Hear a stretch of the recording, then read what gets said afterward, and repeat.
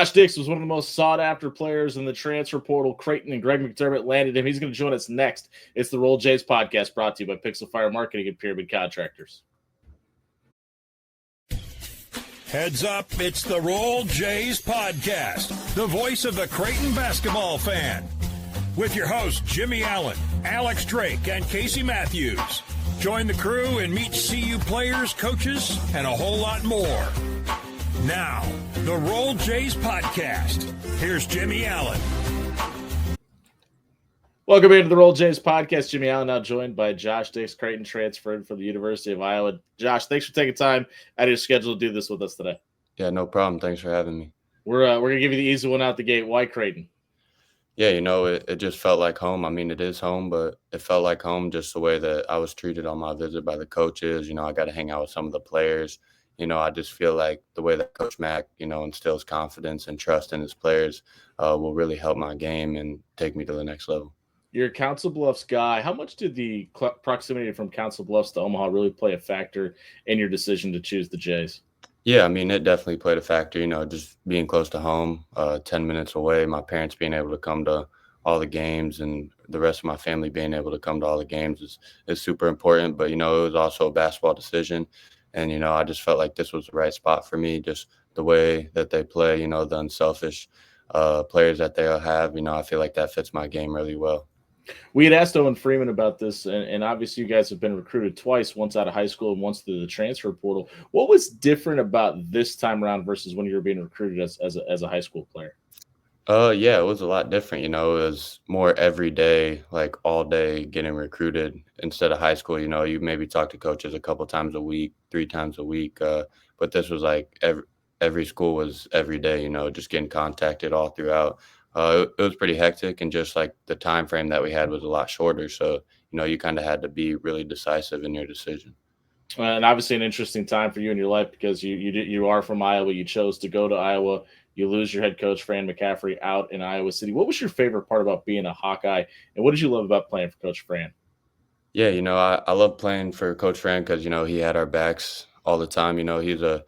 People think that, he just yells and screams all the time, but he's actually a really laid back dude.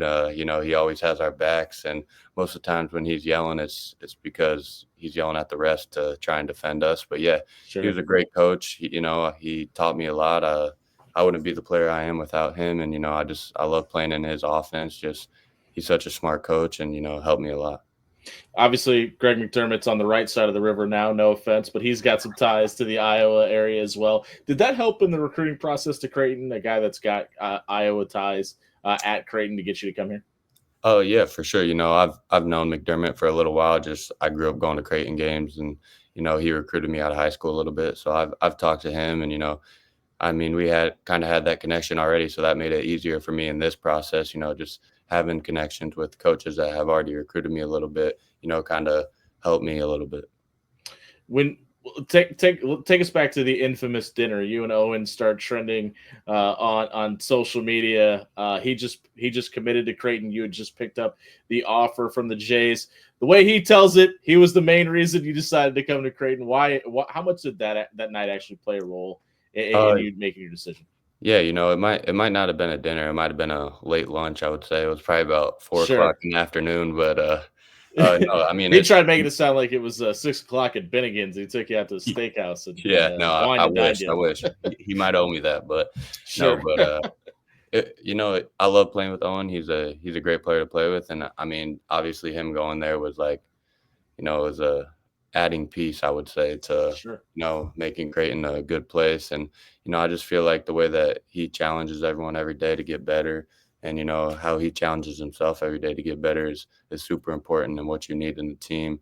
And I would love that. He told me he was trying to convince me the whole dinner or late lunch, whatever you would like to say, but just like, why not one more year together, try and make a deep run? And I was like, yeah, that sounds nice. So let's talk about pieces for a second, because Creighton just adds Blake Harper over the weekend, and that gives a fourth transfer portal player to the Jays. You add in Aleska and Hudson Greer to the equation. That's 6 new players. How good of a job did this coaching staff kind of paint what this team is going to look like. Because I mean, obviously Creighton over the last 4 to 5 years has been known for good point guard play, known for Ryan Kalkbrenner, and a lot of those pieces are changing and moving now. How good of a job did Greg McDermott, Alan Huss, and the staff really kind of paint this picture for you? Yeah, I felt like they did a great job. I mean, they showed me film of players previously when I was on my visit, and I think they did that with other people. And I feel like they kind of got a good idea of like what they wanted and the pieces that they wanted. And I feel like did a great job of going to get those guys. And the thing I like about them as well is that they recruit a lot of unselfish guys, and that's what you need in a team to win. So it doesn't matter. I feel like whoever's going off in any given game, that's who we're gonna roll with. So You can't help but look at your body types and see the similarities and compare you to a guy like a Baylor Shireman from a couple of years ago. Is that who they compared you to, or did they give you any kind of comparison about this is the player that we could help make you into? yeah, they showed me a little bit of Baylor and a little bit of Trey Alexander. The way that Baylor Sure. kind of comes off screens, he's able to create for others and create for himself as well. And then Trey, the way that he kind of played in the pick and roll a lot of the time, getting to the mid range and stuff like that. We've seen players transfer into Creighton or come in as freshmen and struggle a little bit with the pace and the spacing of the floor. Is that something you anticipate being an issue for you, or and if so, how do they kind of help navigate that water for you before you committed? Yeah. I mean, we played a really up-tempo offense here at Iowa. We tried to score in about the first 8 seconds of the shot clock a lot of the time. So, I'm kind of used to playing that up-tempo offense, kind of hunting threes and transition and stuff like that. So I feel like it won't be a totally different, but I feel like they'll, involve me in a lot more like different actions and stuff where other people, I know they run like a lot of stack action and stuff in transition. So I feel like that'll be really good. Other than Owen, who have the players been that you've kind of built the best relationships with since committing, and how much are you kind of talking to the guys that have committed that are transfer players?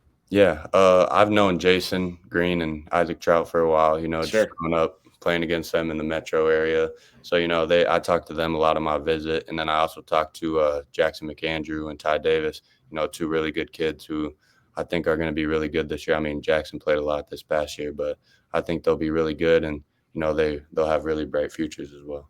You said that with a giant smile on your face. Those two guys are kind of characters. Is that something that you've kind of seen come out of them? They got pretty big personalities, despite just being true sophomores. Oh, yeah, definitely. I mean, it's hard not to smile when you're around them. I mean, they just Sure. kind of bring energy, bring joy, and, everyone in the room just kind of feeds off that. For anybody that maybe didn't get a chance to see you play in high school or hasn't caught Iowa basketball, who's Josh Dix, the basketball player, and what are you bringing to this team that Jays fans should be excited about? Yeah, I would say just an unselfish player that wants to win. I'll do anything to win, guard the other team's best player. If I have to score or if someone else is cooking, just kind of be off the ball. It's whatever, I just want to win. And I feel like the team that we have, we can definitely do that. You're somewhat of a hometown guy, but you've been in this building as an opposing player. What are you looking forward to the most about getting announced in the starting lineup, wearing the blue and white, and being announced as a Creighton Blue Jay? Yeah, CHI it's electric, it's pretty crazy in there. I mean, obviously I played there as an opposing player and any team that goes in there as an opposing team, it's tough to play in. And but I think it will be a good opportunity for me to play at home and just in front of those fans. It's going to be electric. We kind of started the episode talking about the unique situation you're in with your head coach leaving in Iowa City, but you're coming into a spot where there's a solidified head coach, but there's now a head coach in waiting on the bench, and Alan Huss as well. How much did that kind of help with your decision, if at all? And how can you appreciate how unique of a situation that is? Oh yeah, for sure. I mean, I think it shows the trust that Mac has in Coach Huss. I heard that he's a really good offensive mind, and obviously he's led High Point to 2 really good seasons. And I think that just the whole coaching staff kind of puts trust in players like that, and that's why I kind of connected with them on a different level than other people on my visit. We've kind of talked about this from like the House versus the NCAA lawsuit going on and the benefits of the Big East. You're coming from a school where football is king on Iowa's campus. You're coming to a place where there isn't even a football team at the university. How much does that attract you as a player? Or is that something that doesn't even really matter to you? Yeah, it's definitely a lot different just because Creighton is mainly focused on basketball. So Mm-hmm. here at Iowa, we had football. Women's basketball was really good. They've been really good for the past few years. Oh, So. did they have a superstar recently or something? Yeah, I think I can't remember, but I mean, I was a super big wrestling school too, so there's a lot Sure, of different absolutely. outlets for fans and stuff like that. So just being the main focus for fans is going to be definitely unique.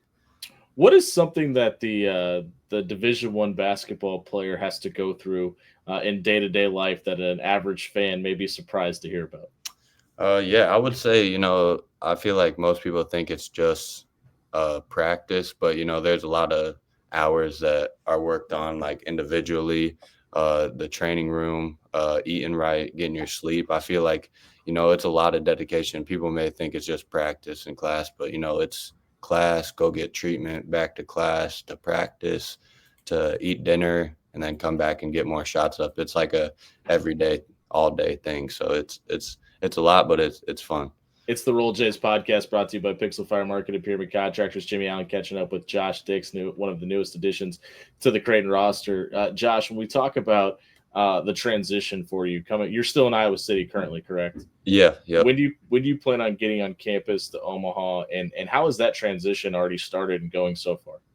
Yeah, I have class for a couple more weeks here, so just finishing that out, and then obviously me being close to there, I think once I get back, I'll be able to, get on campus a little bit, kind of learn my way around a little bit better, and yeah, just start getting to work. I think summer workouts start around June 1st or June 2nd, somewhere in there. So that's when we'll all start. Let's take the basketball out of it for a second. What are you looking forward to the most about being back in Omaha? Yeah, I kind of know the area, so that's fun. Just being around family as well. I can go home whenever, maybe get a home cooked meal at some point. But sure, just being around them. Hey, there's a couple pretty good cooks on the staff too, by the way. There's some guys that can grill up pretty well too.